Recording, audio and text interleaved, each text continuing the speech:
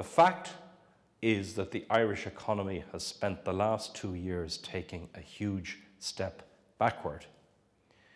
But the other fact is that that step backward happened after a decade in which we took 4 huge steps forward. Fact number 1, we will end this recession with 1.8 million people in work. 1.8 million people will be working in this economy after the recession has done its worst. That is 500,000 more people than were working when the Celtic Tiger began. Fact number 2, even after net emigration this year, the population of this country is now 4.5 million people. We're not dependent on immigration for population growth anymore because we have natural population growth. Unemployment is not 430,000, as many newspaper headlines have reported. Now, it's still far too high, it's 290,000, but it's not 430,000. One of the reasons we have such a high unemployment count is because we've done something wonderful in this country. We've taken in 400,000 migrant workers and given them a chance to get employment here, and that was a good thing to do. But that is one of the reasons why we have a high unemployment count. It's not to blame migrant workers for unemployment, absolutely not, but it's to put in perspective the size of our unemployment with the fact that alone amongst all the European countries, we took in a number of migrant workers equal to 10% of our entire population in the space of less than 7 years. It's an incredible, phenomenal feat. We're all worried about debt. Well, yes, our personal credit is about 20-30% higher than the EU average per capita. But there's a damn good reason for that. Go to Frankfurt, go to Paris, go to Madrid, go to Rome, and go to Dublin. What is the first thing you'll notice about Dublin? How does Dublin differ? The average age of the person wandering around the street is about 10 years younger. We are a young country. The average age of Irish citizen is about 35, 36. The average age of person in Germany is about 44. Are you more likely to be indebted when you're 35 than you are when you're 44? There has been a lot of panic about the budget, the fact that we borrowed 24 billion last year. Again, if you stand back, take a perspective look at that. 8 of that 24 billion was capital spending, infrastructure. The remaining component of that 24 billion, that 16 billion of current borrowing, splits into 2. About half of it is what we call the cyclical deficit. That 8 billion will disappear of its own volition because as the economy starts to improve, more taxes roll in, unemployment comes down and less welfare spending goes out. That 8 billion roughly is automatically self-correcting.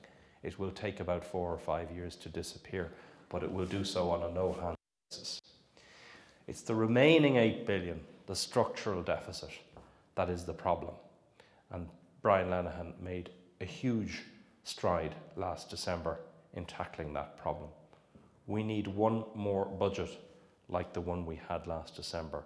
Tough, difficult, unpopular, but nonetheless, we have to have it, we have to get through it. And if we do get through it, most of that 8 billion will be dealt with. And the remainder of it, as I said, will take care of itself. NAMA is not designed to cure the cancer. NAMA is designed to stop the heart attack, the breakdown in cash flow in the economy. Lending is only justified for viable businesses, and for businesses to be viable, we've got to tackle competitiveness. This idea that it was the bankers that ruined everybody, it was the developers that ruined everybody, what a load of rubbish. Central banks lowered interest rates to unprecedented lows. Credit rating agencies fell asleep on the job. They didn't warn us about subprime mortgages. Financial regulators failed to rein in banks. It's like Thierry Henry last year. Yes, you can blame Thierry Henry, but what about the referee who didn't take the right decision? What about the linesman who didn't make the call? Worse still, what about FIFA who let him away with it? You can blame the players on the pitch all you want, But if the referee, the linesman and the authority are not doing their job, what are the players going to do? They're going to commit fouls because they know if the authorities aren't policing the game, the opposition will commit the fouls if they don't. So don't tell me that the free market failed this country or this planet.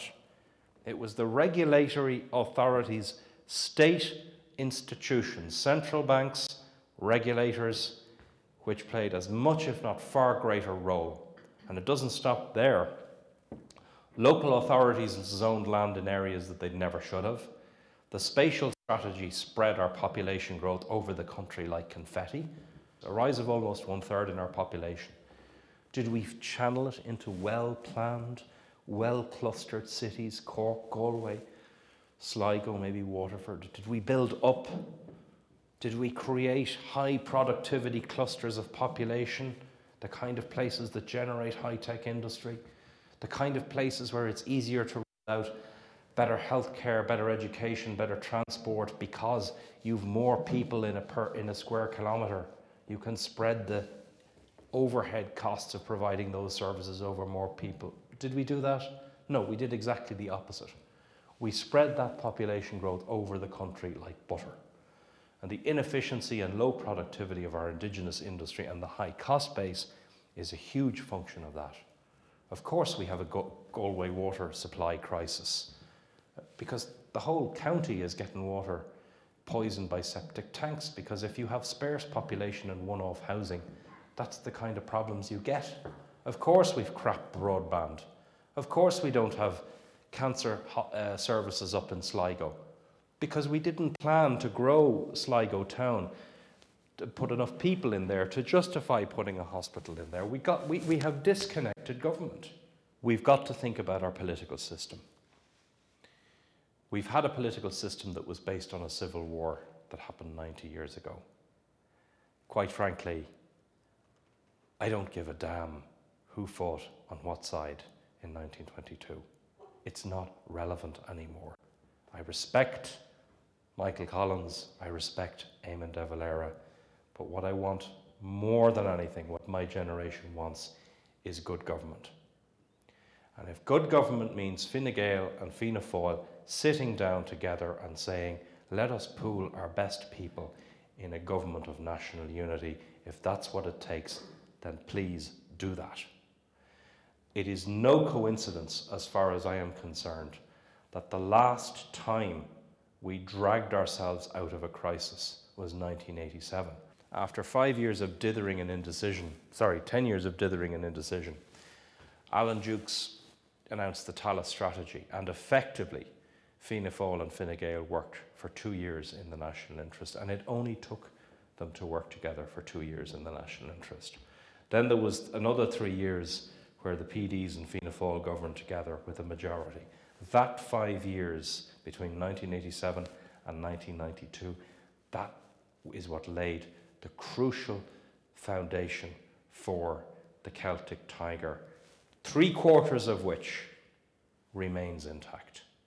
And once we get over the problem of negative equity, hopefully the government will abolish stamp duty and get the market moving again. There are signs that rents are increasing. There are signs that the second-hand market is coming back to life again.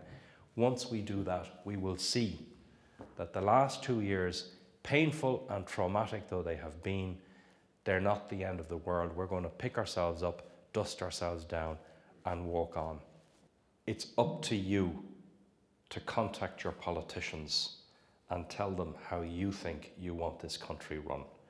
Because I am telling you, the reforms and the changes that I've spoken about that need to happen, there are a lot of people who don't want them to happen. But you need them to happen.